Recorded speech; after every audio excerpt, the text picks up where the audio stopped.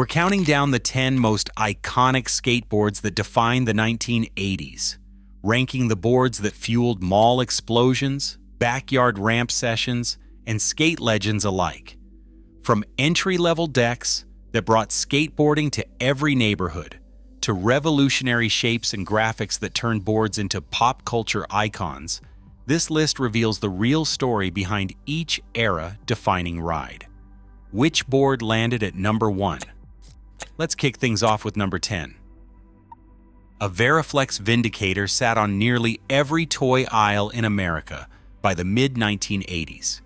Priced between $20 and $40, these boards were designed for the masses, with polypropylene decks in wild colors, plastic trucks, and basic urethane wheels, all shrink-wrapped in bold, cartoonish packaging.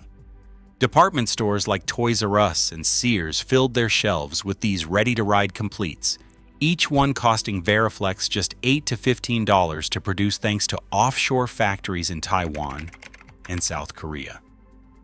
The formula was simple: make skateboarding affordable, make it everywhere, and sell hundreds of thousands before Christmas break. For many kids, this was the first taste of skateboarding, an entry ticket that didn't require a specialty shop or a parent willing to shell out for pro gear. Graphics mimicked the flash of pro models, and the box promised stunts and tricks, even if the plastic trucks squeaked on every curb. The Vindicator's real achievement was accessibility. Suburban driveways and cul-de-sacs became makeshift skate parks, as the sheer volume of these boards sparked a wave of new skaters across the country. Collectors might laugh at the wobbly ride now, but a mint-condition Vindicator, still in its garish box, fetches surprising prices in the nostalgia market. What started as a budget board for beginners now stands as a symbol of skateboarding's first real boom. Proof that sometimes the cheapest board in the store is the one that gets the most kids rolling. Nash boards were everywhere in the 1980s, from garage ramps to cracked suburban driveways. The Nightmare, with its plastic rails and tailguard, turned backyards into makeshift skate labs. Kids ordered them from mail-order catalogs or found them stacked at local hardware stores, ready to ride straight out of the box.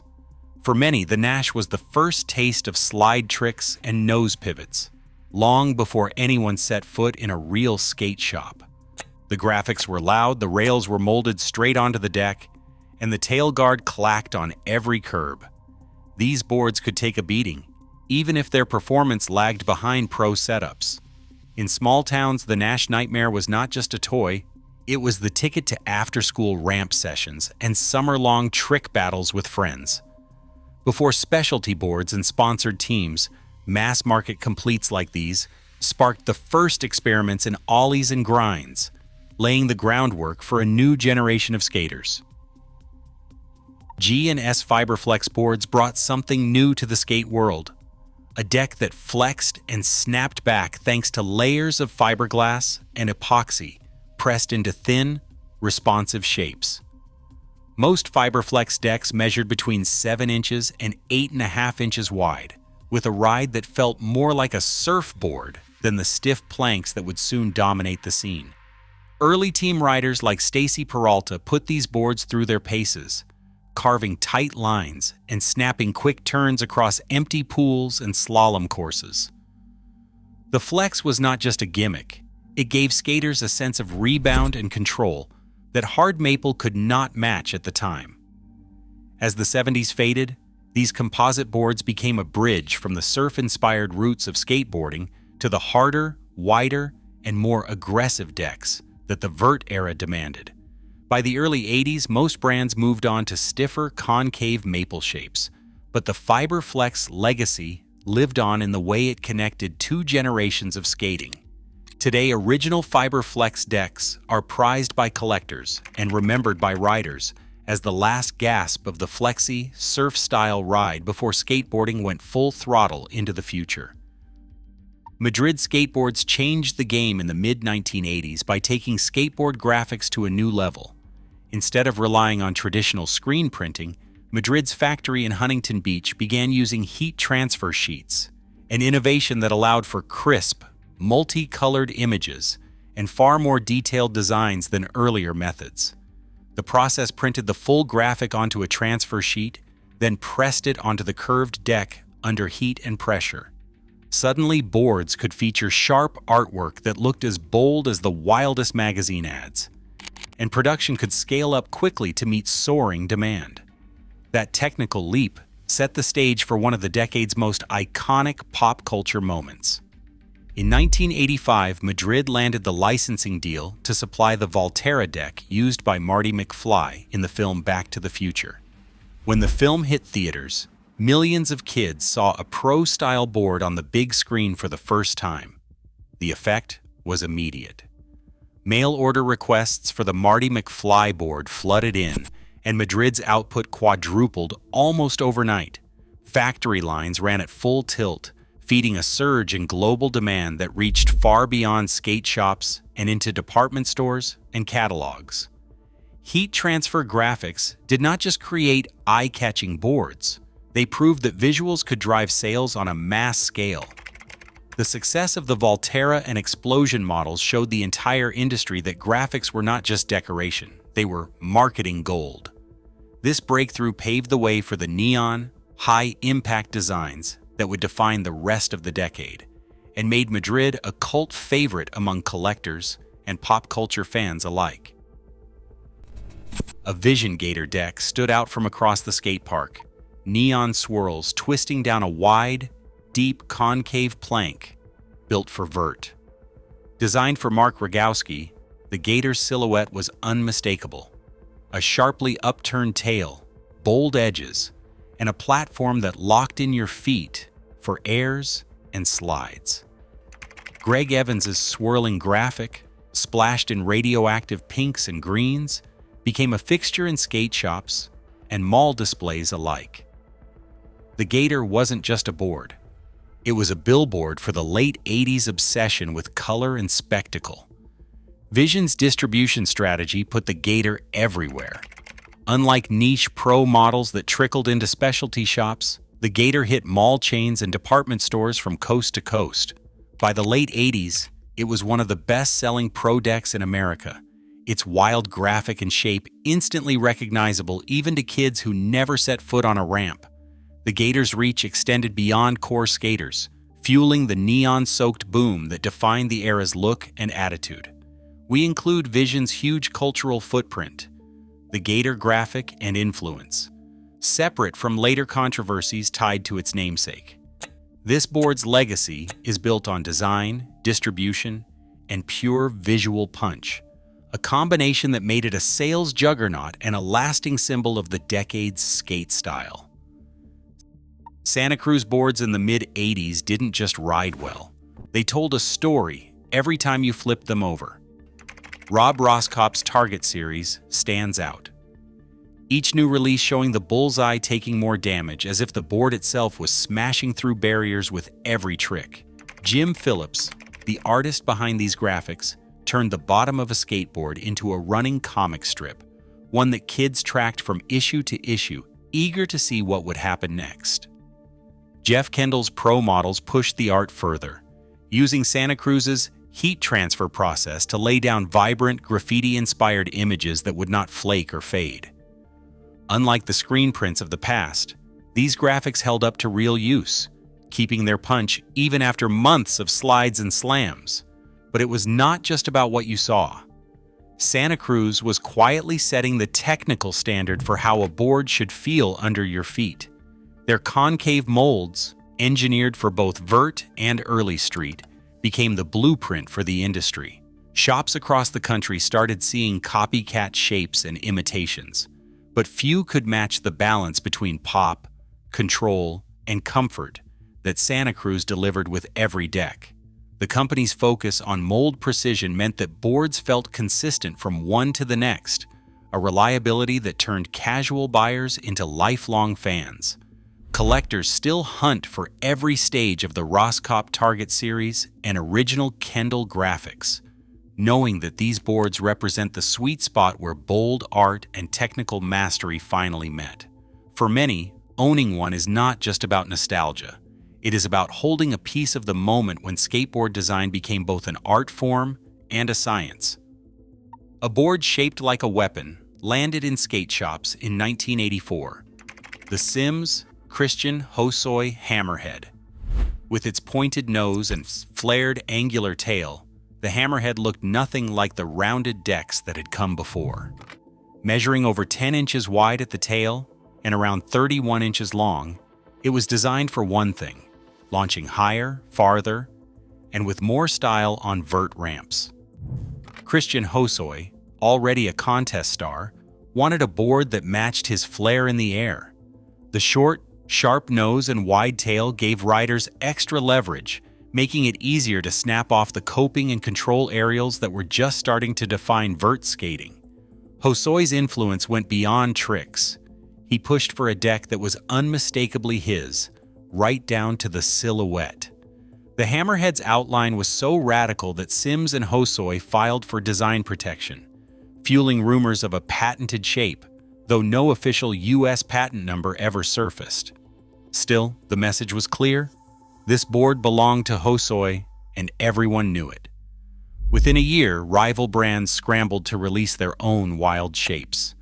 Fishtails, bat wings, and pointed noses flooded the market, each one trying to outdo the last in a mid-1980s shape war. The Hammerhead set off a frenzy of experimentation, making personality and geometry the new frontier in skate design. For a brief moment, the outline of a board became as important as its graphic. Today, original Hammerheads are collector grails, prized for their bold lines and the era of creative risk they helped ignite. Powell Peralta's approach to skateboard design in the 1980s was pure laboratory, always chasing the next technical breakthrough, even if it meant taking real risks.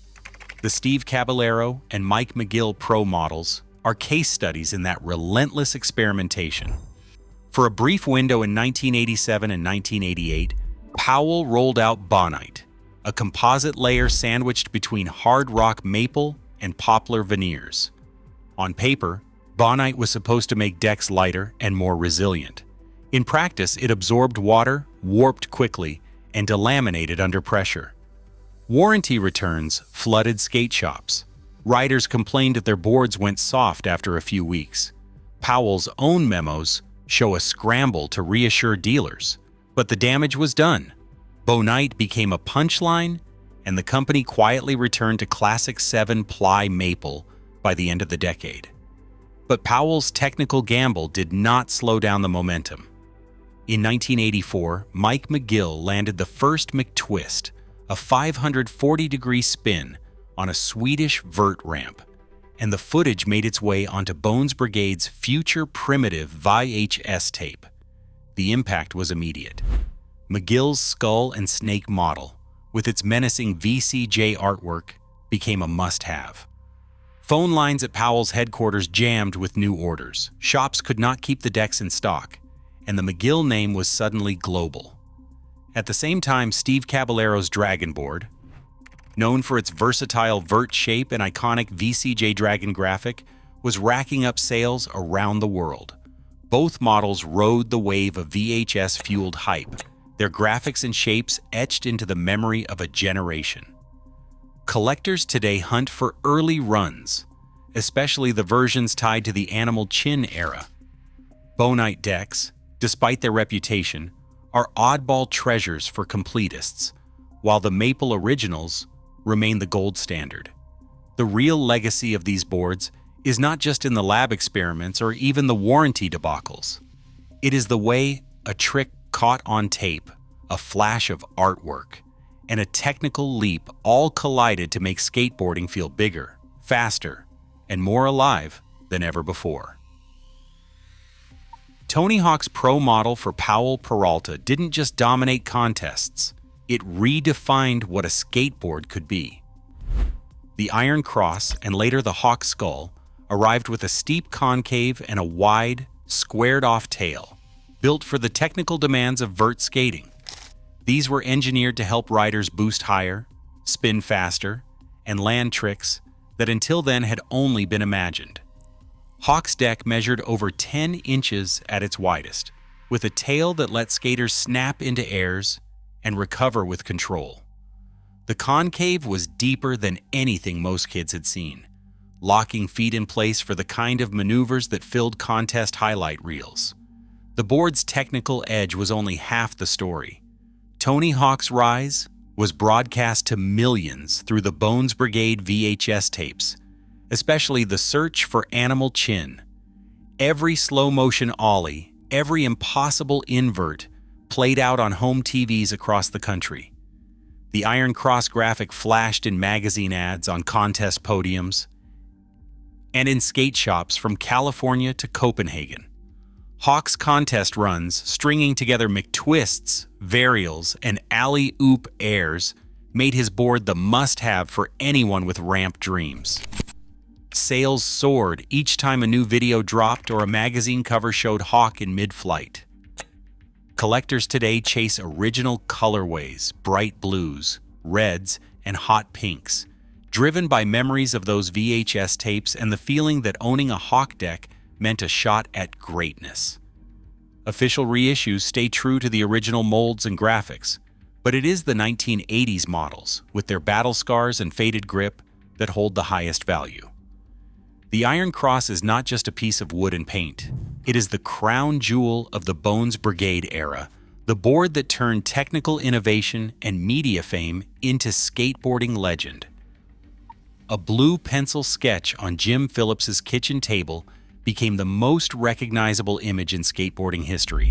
In 1985, NHS asked Phillips for a new logo that could unify their Speed Wheels line.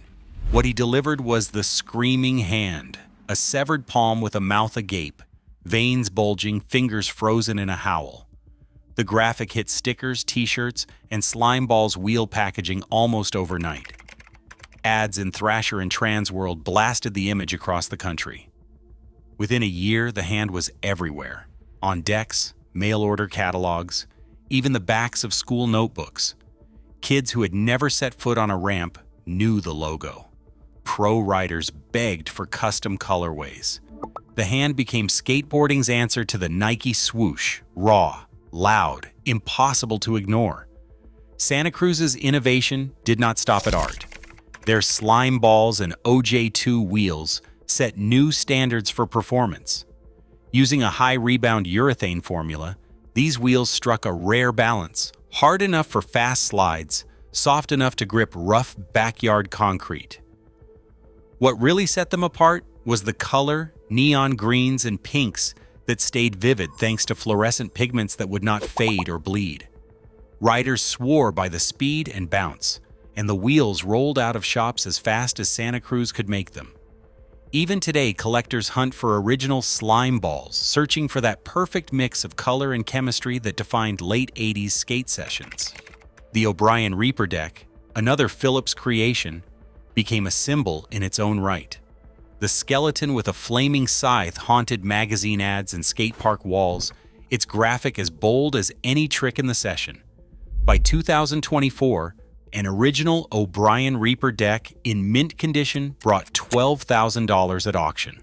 Screaming Hand decks regularly break the $10,000 mark when they surface, with signed versions fetching even more. The market for these boards is global. Collectors in Tokyo, Berlin, and Los Angeles all chasing the same few surviving originals. Each one a time capsule of skateboarding's golden decade. Santa Cruz's late 80s boards represent the rare moment when art, technology, and youth culture collided. The Screaming Hand is not just a logo, it is a rallying cry, a piece of living history. Decades later, its grip on skateboarding is as strong as ever, echoing through every reissue, every new graphic, and every skater who ever dreamed of owning a piece of that legend. Across all 10 boards, one pattern stands out. The 80s skateboarding scene fused mass accessibility with relentless creativity. From budget decks to pro innovations, the era's gear democratized a subculture while pushing design to explosive new heights. That legacy shapes skateboarding today, where bold graphics, unique shapes, and do-it-yourself spirit remain essential. The true power of these boards is not nostalgia. It is the blueprint for skate identity that still rolls forward.